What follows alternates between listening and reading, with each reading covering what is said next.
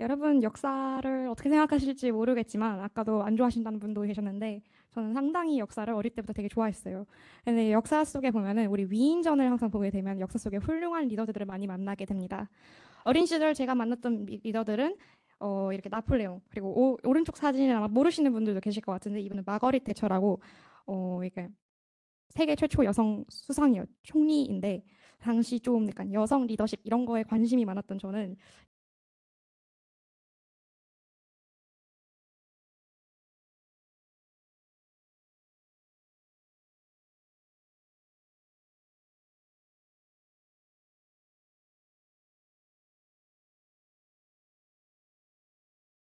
네, 그냥 세븐스 라이프를 간단하게 적어봤는데 그냥 초등학교 시절에 좀 감투를 썼고 중고등학교 시절에도 좀 감투가 있었고 결정적으로는 대학교 시절은 좀 다른 것 같아요. 그래서 그런 얘기를 간단하게 해보도록 합시다. 자, 초등학교 시절 감투부터 한번 얘기해 봅시다. 저는 어린 시절 제가 남을 휘어잡는 능력이 있다고 생각을 했습니다.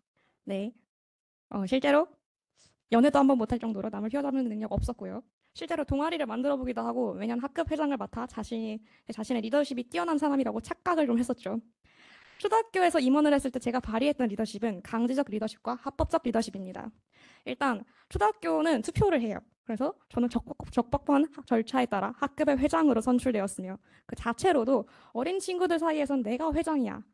약간 골목대장 같은 느낌이 좀 드는데 이름에 이런 큰 권력과 자신감을 저에게 주었죠. 또한 초등학교 때는 좀 나이가 어리기 때문에 작은 직책이 커다란 권력으로 돌아오긴 합니다. 저는 선생님께서 부여하신 업무를 행하며 강제적 리더십을 발휘했습니다. 예, 여기 이게 사진이 잘 보이실지 모르겠는데 떠든 사람 적는 칠판이거든요. 아침 아습 시간에 면학 분위기를 조성하기 위한 방안으로 면학 분위기를 방해하며 자습을 하지 않는 친구나 떠드는 친구가 있으면 칠판에 이름을 적을 수 있는 그런 커다란 권력이 저에게 있었습니다. 솔직히 좀 마음에 안 드는 친구는 특히 더 유심히 쳐다보면서 이름을 좀 적긴 했는데 그에 대한 페널티로는 수업이 끝나면 남아서 청소를 시켰었죠. 지금 생각해보면 상당히 큰 권력이라고 생각합니다. 당시 친구들은 제가 학급의 회장이라는 지위에 있었기 때문에 대부분의 저의 디렉팅에 따랐지만 뭐 디렉팅이라고 할 것도 별거 없지만 뭐 돈 내라 아니면 숙제 내라 뭐 이런 거지만 이런 권한에 못마땅한 친구도 있었습니다. 아니 회장 따위가 왜 나에게 이런 말을 뭐 이런 친구들도 계셨죠. 그럴 때면 여러분은 어떻게 하실 건가요? 숙제 안 내면 어떻게 할까요? 당시 저는 크게 고민하지 않았습니다. 그냥 선생님 이 친구가 숙제를 안 냈네요 라는 한마디만 하면 되는 거였죠. 그 시절을 지금 돌이켜 보면은 이런 강제적 리더십을 발휘하기보다는 다른 사람 발휘해보고 안 되면은 다른 사람에게 해결을 요했습니다. 담임 선생님이라는 강력한 사람이 계셨기 때문에 이게 가능했었던 거죠. 하지만 다른 방법도 가능했을 것 같아요. 저의 디렉팅에 따르지 않는 친구와 대화를 좀 나눠보거나 불만 사항에 대해 듣는 방법들이 있고 그 친구들을 설득하면서 이제 합리적인 이유에 대해 납득하고 따라 달라고 부탁을 할 수도 있습니다. 하지만 우리 초등학교 시절과 중고등학교 시절을 떠올려 보면은 사람은 그렇게 생각보다 합리적이지 않다는 사실을 여러분도 느끼실 수 있을 거예요. 그래서 제가 생각했을 때 초등학교 시절에 세원이가 고를 수 있는 방안은 이게 최선이 아니었을까라는 생각이 듭니다. 자, 이제 시간이 흘러듭니다. 중학중회가 중고등학생이 되었어요. 중학교에 가게 되고 학급의 회장은 초등학교 때와 같은 강력한 강제력을 가지긴 어렵게 되었습니다. 애들이 이제 흔히 말해서 오른손에 흑염룡이 날뛰는 시기라고 하죠. 학우들은 더 이상 회장이 강한 권력자가 아님을 인지하게 되고 학급을 위해 일하는 사람이라는 것을 인지했기 때문입니다. 중학교 1학년 회장 선거에 나갔을 때 저는 이런 분위기를 좀 느꼈던 것 같아요. 그래서 자연스럽게 저의 선거 전략 또한 변화해야 했습니다. 제가 선택한 리더십은 세 가지입니다. 합법적인 힘과 준거적인 힘, 그리고 보상적 힘에 의한 리더십을 발휘해보죠. 가장 먼저 합법적인 힘은 아까도 말씀드렸다시피 저는 투표로 당선된 회장입니다. 그렇기 때문에 대부분의 친구들은 그래, 내가 뽑았는데 하면서 제가 어떤 방향으로 일을 진행할 때마다 지지해 주었습니다. 그리고 두 번째는 상당히 제가 여기서 말씀드리기 부끄러운고 이게 맞나 싶긴 한데 제의 장점은 일단 흔히 말해서 입을 잘 턴다. 말을 좀 잘하는 편입니다.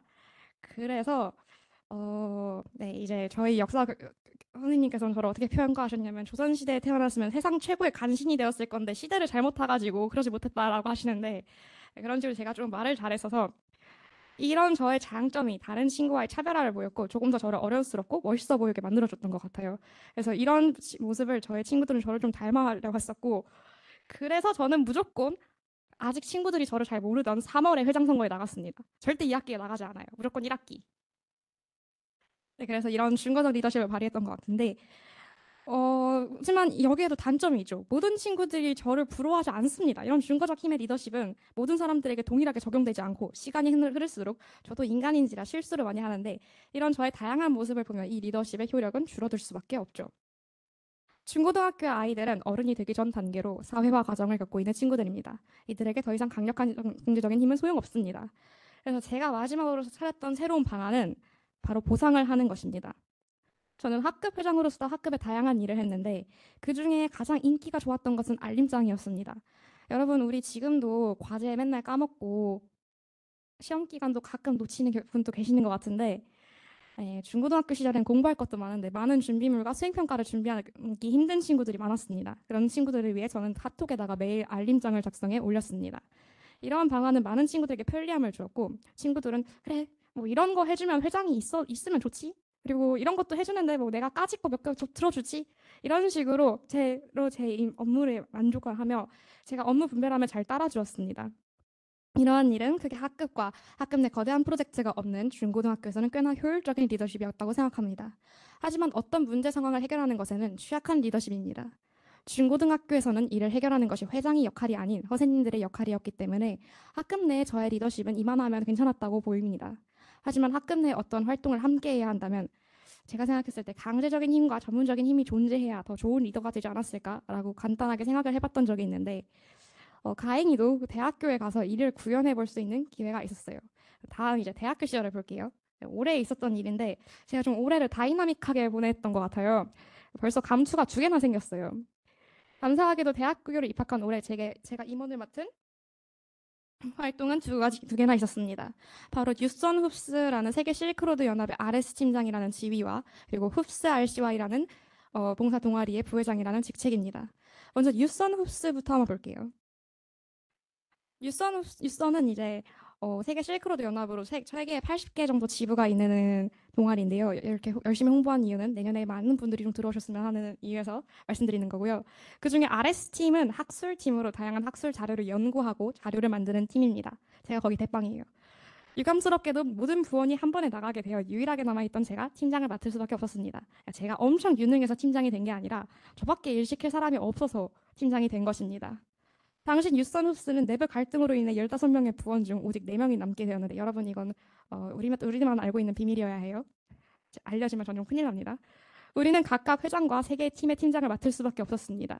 이제 막 1학년 1학기를 마친 저에게 팀장이라는 직책은 상당히 부담스러웠지만 나름 일을 배울 수 있는 좋은 기회라고 생각해 받아들였습니다. 네, 방학 3개월 내내 진짜 매일매일 있는 임원진 회의를 하며 동아리의 부족한 점을 느끼고 수정하고 새로운 프로그램을 준비하는 역할을 맡았습니다. 여러분도 아시다시피 제가 술을 잘 안 마시는데요. 이때는 약간 알코올 중독이 아닐까 싶을 정도로 술을 좀 많이 마셨어요. 좀 힘들었습니다. 그러면서 그래도 좋은 점이 있었어요. 다른 임원들에게 전문적인 힘의 리더십이 무엇인가를 배우게 되었습니다. 제가 생각한 전문적인 힘이란 인사, 기획 등 경영적인 전문성입니다. 특히 저는 회장님을 보면서 경영적 전문성을 많이 배우게 되었는데요. 아랫사람에게 완벽한 가이드라인을 만들어 이행하기 쉽게 만드는 모습, 그리고 동아리 전체적인 방향성과 활동을 미리 기획하고 정리하고 이를 바탕으로 토의할 수 있는 여론의 장을 만드는 동아리의 동아리 안 좋은 부분들을 수정하고 더 나은 동아리를 만들 수 있는 토대를 만들었습니다. 저는 회장님을 보면 이런 리더십이 그래 좋은 리더십이다. 이렇게 해야 좀 동아리가 돌아가는구나를 알게 되었습니다. 그래서 제가 RS 팀장으로서 나타난 저의 리더십은 강제적인 힘과 전문적인 힘 그리고 합법적인 힘입니다. 동아리를 하면서 느끼는 건데 과거 담임 선생님과 같은 강력한 리바이던 같은 존재는 더 이상 존재하지 않습니다. 사람들은 자신이 일을 제대로 행하지 않으면 그냥 굳이 동아리인데 열심히 해야 돼? 라는 말로 열심히 안 하시는 분도 좀 있어요. 그래서 저희는 이런 분들을 최대한 동아리에 열심히 참여하기 위해서 회의 참여와 마감 기한에 대한 규칙을 만들고 일을 지키지 않으면 동아리 수료증을 발급할 수 없다라는 규정을 만들었습니다. 그 결과 저는 이런 규정을 등에 업고 강한 강제력을 가질 수 있게 되었습니다. 또 전문적인 힘은 저의 좀 지식에서 나왔습니다. 감사하게도 제가 좀 역사를 좋아하다 보니까 학술팀에서 가장 저의 쓰임을 높게 평가받을 수 있는 업무를 맡게 되었는데요. 다양한 학술 자료를 다뤄야 하는 우리 RS팀은 각 부원들이 자료를 제출하면 필요한 부분과 필요하지 않은 부분을 나누고 정확한 피드백을 전달해야 합니다. 부원 대부분이 4학년 등 고학년이기 때문에 처음에는 좀 걱정이 많았어요. 아, 과연 1학년 따위가 4학년의 지식에 좀 대항한다는 게 좀 웃기긴 한데 다행히 제가 드린 피드백은 그분들이 잘 인지해 주셨고 잘 반영해 주셔서 프로젝트가 계속 진행될 수 있었습니다. 또한 올해는 RS팀 내에서 세미나 진행을 맡게 되었는데요. 제가 세미나 총괄 진행을 맡게 되었습니다. 다양한 주제와 형식적인 틀을 제공하면 그것에 따라 부원들이 업무를 잘 해내셔서 서로 얼굴 붉히지 않고 오히려 너무 행복하고 재밌게 세미나를 진행할 수 있었습니다. 마지막 합법적인 힘은 제가 회장에 의해 팀장으로 임명된 사실에서 나옵니다. 제가 팀장이기 때문에 나이와 학번이 낮고 경험이 부족하더라도 저의 지휘 아래 프로젝트를 진행하셔야 합니다. 다행히 팀원분들은 고학번임에도 불구하고 저의 이런 합법적인 힘을 잘 이해해 주셨고 잘 따라와 주셔서 수월한 활동이 가능했습니다. 두 번째는 RCY 부회장의 직책입니다. 이때부터 다른 동아리와 학급 회장을 했을 때와는 비교도 되지 않는 거대한 책임감이 저를 짓눌렀습니다. 처음 동아리 체계를 만들어야 하는 것은 저에게 부담감을 주었는데 이때 저희가 받은 지원서가 80장이 넘었는데 이 사람들을 내가 다 책임질 수 있을까라는 거대한 압박감을 주었습니다. 이런 거대한 동아리에 나이와 학번이 낮은 사람이 책임진다는 것에 대해 제가 어떠한 리더십을 보여야 저보다 나이가 많고 고학번이고 경험이 많은 사람들이 저를 따를까라는 생각을 했습니다. 그 결과 제가 선택한 것은 강제적인 힘, 보상적인 힘, 그리고 전문적인 힘입니다. 우리 동아리는 봉사 동아리입니다. 따라서 다른 학술 동아리와 같은 강력한 강제력을 행사하기는 어렵죠. 봉사를 진행하게 되면 지각과 노쇼 등이 잦아지면 운영이 힘듭니다. 그래서 이러한 점을 고려해 이를 방지하고자 보증금을 걷기 시작했었죠. 그리고 다양한 규칙을 만들어서 이제 사람들의 행동을 좀 제약을 했고 보증금으로 이제 채찍질을 하면은 당근도 필요합니다. 그래서 우리 동아리에는 봉사 동아리지만 다양한 보조 활동을 위한 사람들을 모집했고 인스타 홍보를 위한 카드뉴스 개설, 보증금을 걷고 돌려준 역할 등의 사람들에게 마일리지제로 점수를 주어 추후 상장 수여 또는 임원 선정 등에 반영할 예정임을 고지하고 이러한 정책을 만들었습니다. 이런 식으로 보상 체계를 만드니 많은 분들께서 점수가 높은 고된 일을 많이 해주셔서 동아리가 수월하게 잘 돌아갈 수 있었어요. 개인적으로 저의 성장을 엿볼 수 있었던 부분은 전문적인 힘의 리더십이라고 생각합니다. 유선흡수 회장의 경영 능력에 감명받아서 저는 이번 RCY를 만들며 그분의 능력을 많이 참고했습니다. 저는 가장 먼저 동아리를 운영하기 위한 기본 규칙으로 보증금 제도와 마일리지 제도 그리고 참여에 따른 수료증 제도를 만들어 학생들이 최대한 동아리에 적극적으로 참여할 수 있는 방안을 만들었습니다. 그리고 각 팀 내 역할 분담 체계와 팀장의 역할을 만들어 팀 내에 고르게 업무를 나눌 수 있는 방안을 고안했었죠.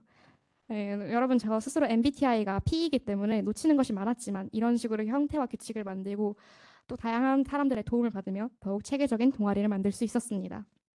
이 동아리에 부회장을 하면서 제가 가장 걱정됐던 것은 합리적인 힘의 부재입니다. 아까부터 계속 봤던 합리적인 힘이 합법적인 힘이 여기에는 없다는 것에 대해서 좀 오해하시는 분도 계시겠지만 저는 그냥 동아리의 창립자이기 때문에 부회장이 된 것이지 상위 리더들에 대한 어떠한 행사되는 권력에 의해 임명된 사람이 아닙니다.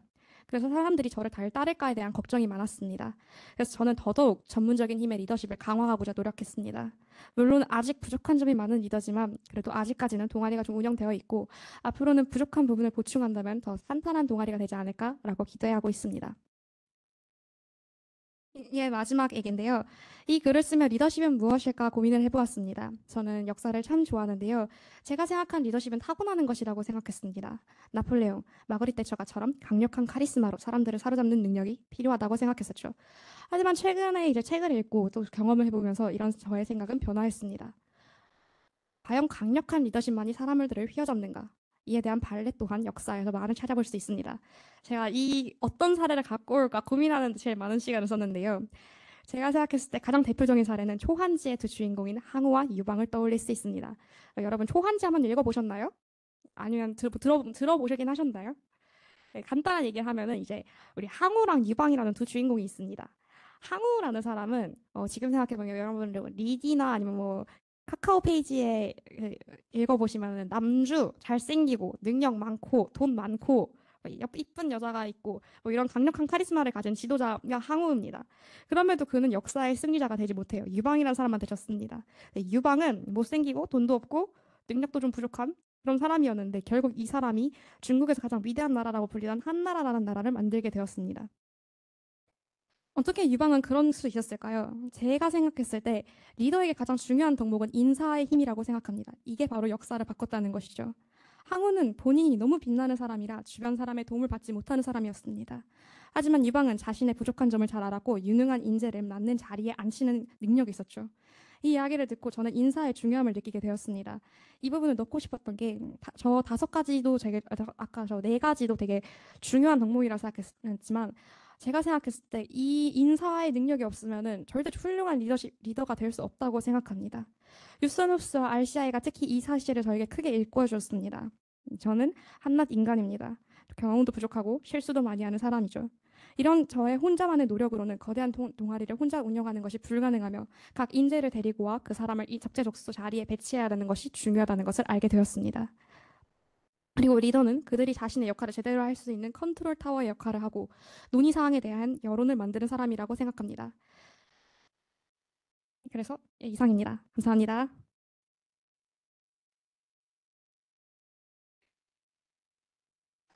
네, 우리 발표하시는 분들 말씀드린 대로 시간을 좀 지켜주셔야, 예, 지켜주셨으면 좋겠습니다.